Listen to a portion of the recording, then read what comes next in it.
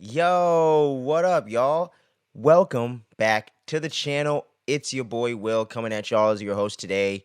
This is Fandom Frequency, where we get into the entire multiverse of pop culture, whether that's TV, movies, comic books, music, anything and everywhere in between. We get into it here. So for those of you joining us for the first time, click all the buttons below the video and show some support for the channel as well. If you're digging the vibe, if you love what we're doing here, if you enjoy the conversation, if you want to take part and be a part of this positive fandom community that we're just building up slowly but surely from the ground up, where we could discuss what we love, critique it, have fun, reminisce about nostalgia, point out things that we don't like, things that we can improve in franchises we like, all sorts of different content around here. So make sure you join us today and getting into all that fun stuff. But today, I'm bringing y'all the long-awaited. I know y'all have been screaming from the rooftops, I'm sure, but I'm bringing y'all, and we're getting back into the Game of Thrones review series. For those of you that don't know, I had never seen the actual run of the Game of Thrones series. I had seen a couple scenes from like the Battle of the Bastards and some other stuff,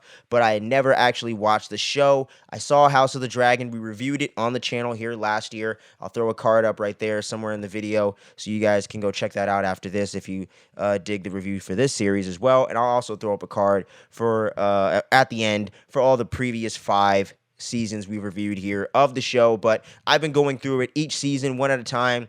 Started it earlier this year. We took a short hiatus, getting into some different content, getting busy with the 9 to 5s and all that, and working on my music, which is what I do outside of this as an audio engineer and as a musician. So been working on all that stuff. But now we are getting back into it, and we're going to round it off with the last 3 seasons here of Game of Thrones. This is where they say it's all about to go downhill from here, but we are going to get into the great season, in my opinion, that is season 6.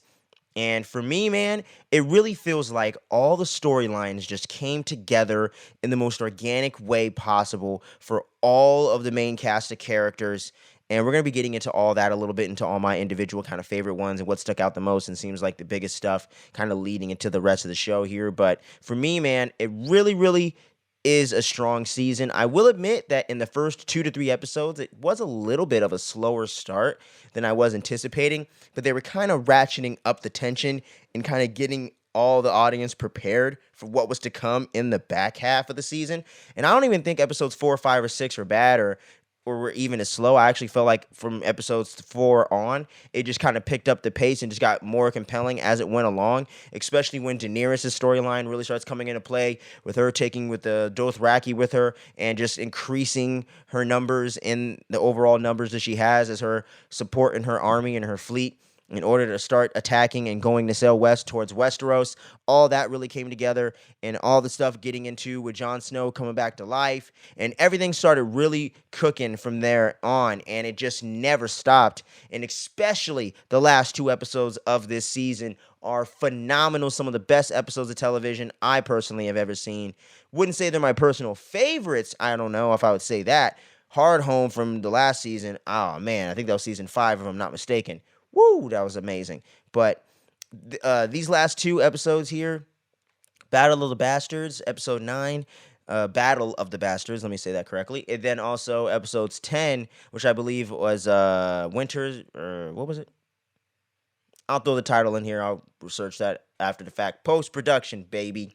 Editing. But but yeah, I'll throw that in there. But those last 2 episodes of this season are absolutely phenomenal, and everything just came to a head. All the storylines just came to a really strong conclusion, and really felt like everything just had a great payoff. So for me personally, absolutely love the season. But now let's break and get into all these individual kind of storylines that I was really enthralled with this season, and some of the big highlight moments and some of the best stuff that really stuck out here in this overall 6th season. So, all right, my overall favorite storyline, I'm just going to get into it straight off right here, was actually, and surprisingly, not Daenerys this time around, because for those of you that have been joining in on this review series, no, I absolutely love some Daenerys Targaryen, but I'm going to have to give it up to Jon Snow in this one, because everything that his character arc has been building up until this moment in time in the end of the 6th season, becoming the true King of the North, and everyone rallying behind him and him fully taking back Winterfell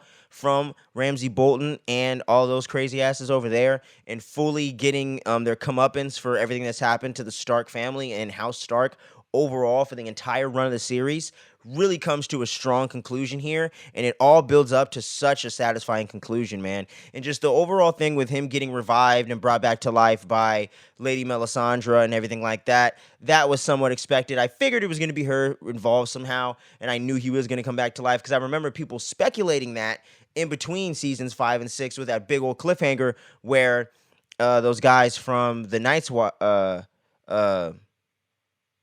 Watch ended up betraying Jon Snow and murdering him in cold blood right there, including that kid that Jon Snow ended up having to execute for being traitors in the beginning of this season after he was brought back to life and everything like that. And his boys and, Sam and everyone like that fully backing him up and supporting him in that. Sam goes off to do his thing to become the maester and all that stuff. Jon sends him off like, all right, go do your thing with the girl and the kid. You don't need to be around here for this, brother. You go take care of yourself. But I'm done, and I'm out of this bitch, because he says, I'm leaving the Night's Watch. I'm going rogue. I'm going back home or some other shit. Fuck y'all.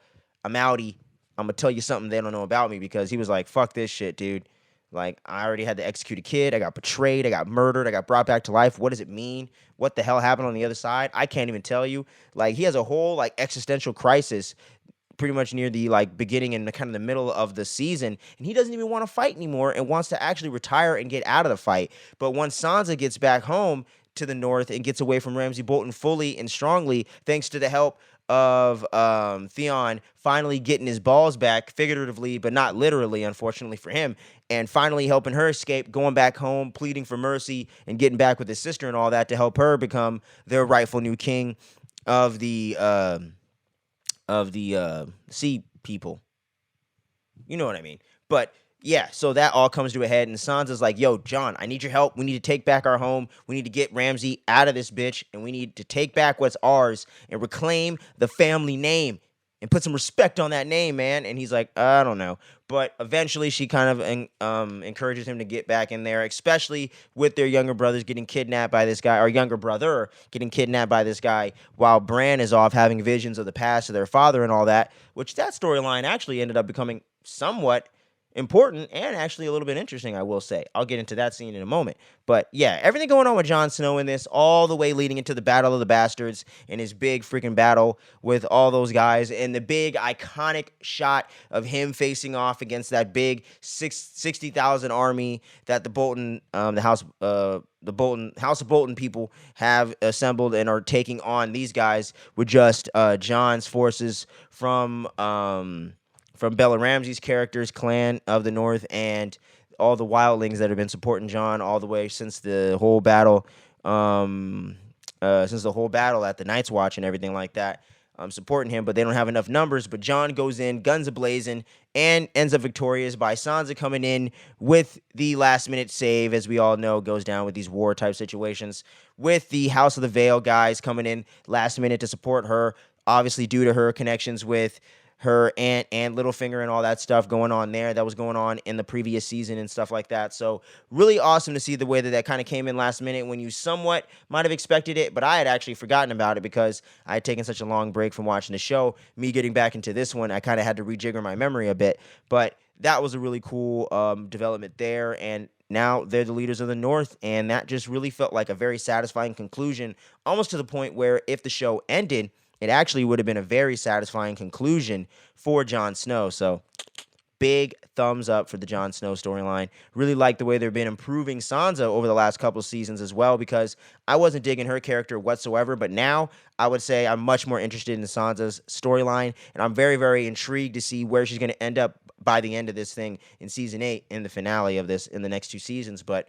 here we go, man. And now it's time to get into my overall favorite character of the show, I would probably say. Daenerys Targaryen. You know, all the things starting off with her, flying off with the dragon and all that after the big showdown going on in Season 5 at the end of that. She ends up getting after the dragon's injured and they have to land, she ends up getting taken captive by the Dothraki, and she runs into those guys, and they're very well aware of who she is and all that stuff. And essentially, for the Dragos and stuff, or I mean, whatever, the cows, whatever. whenever their husband dies, the widows have to go stay at this one place with this community of other widows that stay with the Dothraki people and aren't independent and aren't able to go off and do their own thing exactly in the way that she's been doing. And she obviously is going to refutes that at first and ends up pulling the ultimate boss move by burning these motherfuckers alive and then being in the room with them and surviving through the flaming building. Such a fucking boss move, man. One of the most badass moments in the entire series. And that's when the whole entire Dothraki people are like, fuck those guys, I'm with you. And that's where she ends up building up more forces and going back to Marine with those guys in order to take back control and get rid of the slavers in Slavers Bay once and for all. And don't be getting offended. It's just a word, and that's the name of the word of the show. All right, so come on now. Let's grow up. So here we go. So she's trying to take over Slavers Bay and get rid of that and turn it into the Bay of Dragons, and that's the whole plan. And it's so funny watching my boy Tyrion have to feed the other dragons that are still there, but below the palace in Marine, and he damn near almost gets himself burnt up trying to do it. And he's all telling the one guy, the bald dude, he's like, "If you ever let me do something stupid like that again, I'm gonna beat your ass," or something like that. It was so hilarious, man. I was like, "You go get your little ass eaten, man. Don't do that, bro." And I was like, "Come on, Tyrion, get the hell out of there. Tell someone else to feed him. You're the goddamn hand of the queen, essentially, before she names you that later. Get your shit together, man. Get out of there." But all the stuff going on with Daenerys this season, I thought was really, really awesome and very compelling for the most part. Like I said earlier, not quite as compelling as the Jon Snow stuff for me personally, but still very, very interesting. I'm still obviously invested in her storyline and everything coming to a head with her essentially taking out those old slave leaders and stuff like that, those the slave owners and stuff, fully taking them out and getting things just and fully getting the fleets and the resources available to finally sail west to Westeros and take over King's Landing and take back the throne that was taken from her birthright, first and foremost. And the whole entire thing for her character arc leading all the way from the first episode to now is now fully at a head and has a satisfying conclusion for now, but also leaves enough things dangling for the future to keep you interested for the next season. So I thought they did a very good job writing wise at the time of keeping you interested in what's to come, but still making things feel like they had a satisfying conclusion for that season and for this essential part of the character arc, and making things feel like they had a natural conclusion that makes sense, because life sometimes is like that. It's a lot of ebbs and flows. It feels like sometimes the end of one thing is going to lead into your new beginning. You're not quite sure where it's at yet. There's things interesting to be going down in the future, but for now, things feel like you're at a satisfying conclusion, like when you graduate high school. You have so many things to come, but it does feel like you accomplished something and something is done for now. So I think they've been really nailing that aspect the entire series run, no matter how good or not, no matter how great or not as good one season might be compared to the other, or whatever the case is for your personal preference. It's all been carried through the character development and the writing. That is for sure. So I really, really love that aspect, and that really shines here with Daenerys Targaryen, of course. And now leading into one of my other favorite arcs of the season as well, not necessarily as big and impactful overall for the narrative of the whole show, but was still very interesting, was my boy Tyrion Lannister fully becoming the hand of the queen and fully taking control and really holding things down when Daenerys was gone, dealing with all the Dothraki and all that stuff in the first 3 to 4 episodes. So I really dug the way that he was holding it down, the way they gave his character a little more focus than they had in the previous season or so after he took out his father in the end of season 4 and whatnot. So really love the way they've been bringing his character full circle, really putting him back in that position that he had similar in the in the second and third season of the show, leading into season 4 before he ended up getting fucked over big time, as I kind of thought inevitably he would. And now he's fully there to help the leader of the person he believes in and fully has control of the situation and really can help better the world and help make an impact in the way that he thinks is going to be positive for the future. And I think overall, that is the intent, right? So I just love that with the character Tyrion Lannister. One of the few really good characters overall in the show, although he's obviously made mistakes and done some things that, morally we can all point to and say is wrong. You know what I'm saying? We can all understand how we got to the situation, not necessarily excusing it, but we get how we got there. We got the steps along the journey to get there. So I really, really dug that. And his character arc really feels like it's at a satisfying conclusion for now as well. It feels like it's really a payoff, and really you could feel the growth of the character through the 6 seasons. So loved that aspect as well with this. As I mentioned earlier with Bran and his visions and stuff like that, seeing visions of his father, Ned Stark, played by the one dude from the Rings of Power, but I forgot the guy's name. But yeah, so you get to see some flashbacks and get some reveal to see that Jon Snow was not actually Ned Stark's son.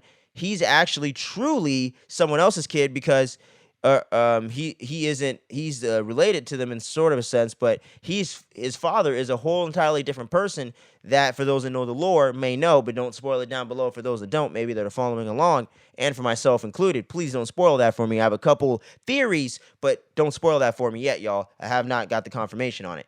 But it does appear now that Jon Snow is even more important in the overall narrative and isn't truly the full-on underdog in the sense to where he maybe does come from some kind of greatness, but really had to earn it in a Naruto sort of sense in a way, but maybe it wasn't fully destiny either. So really interesting stuff, but I do think the whole Song of Ice and Fire, the whole blade thing that goes into really heavy in the House of the Dragon is foretelling the prophecy of this guy, Jon Snow. So I do think all of these threads are tying together. So I do think I'm starting to kind of piece together the lore because for those who may not know at this time, I haven't read the books, so just putting that out there full frontal for you.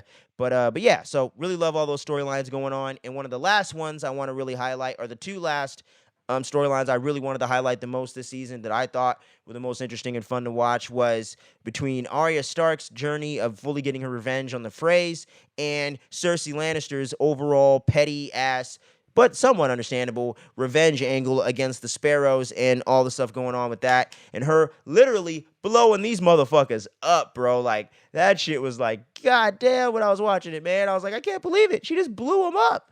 Literally blew him up. And then her son's like, fuck this shit. Jumps out the window and commits suicide, which is insane. I'm like, did you not think how that would affect him when you blew up his wife? Like, what the hell's going on? Like, Cersei Lannister, man, so fucked up. Such an insane character, man. Like, the whole moment when she's all like, I'll choose violence.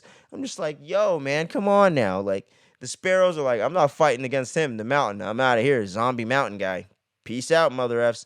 And they're out of there. And yeah, they all get got and kind of had it coming to them a little bit too because they were some murderer, down and dirty kind of individuals as well that definitely were not doing that all for the moral good of what was going on. But Cersei definitely, as usual, took things a step way too far, and now she is fully no kids, no husband, the queen of King's Landing, the queen of the Seven Kingdoms, fully and has control of it all, but has no family to support her whatsoever except her brother Jaime, who she might not even be giving a shit about at this point. So that whole thing to me is just mind-blowing, and man, such a bombastic finale and penultimate episode as well, just packed in together like right there with the Battle of the Bastards, which that in and of itself was an epic-ass episode, so gotta give him kudos on that. Super dope episode, man. Gotta give it credit. And the whole end to Ramsay Bolton was so satisfying. Absolutely loved it. And then getting to see Arya Stark get her revenge against whatever the hell his name is, Frey, the guy that actually orchestrated the whole entire fucked up but crazy ass iconic moment of the Red Wedding back in season 3, I believe, if I'm not mistaken. Season 4. It's all blending together. I'll throw the real answers right there. But man, so crazy to see how that all comes to a head.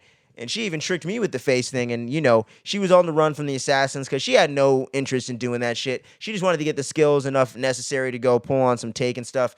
I have a set of special skills or whatever the hell the quote is. But she just wanted to get enough skills to get her revenge. And that's it. She ain't on some Batman shit. You know what I mean? Fuck the League of Shadows, She's like that. Like, I'm out of here. I'm going to go fight for Gotham or do whatever the hell I'm doing, So it's total Batman Beyond, Batman Begins vibes. So that was pretty cool right there. And I just really love the character Arya Stark, for those that haven't figured that out by now. And for those that know, already know.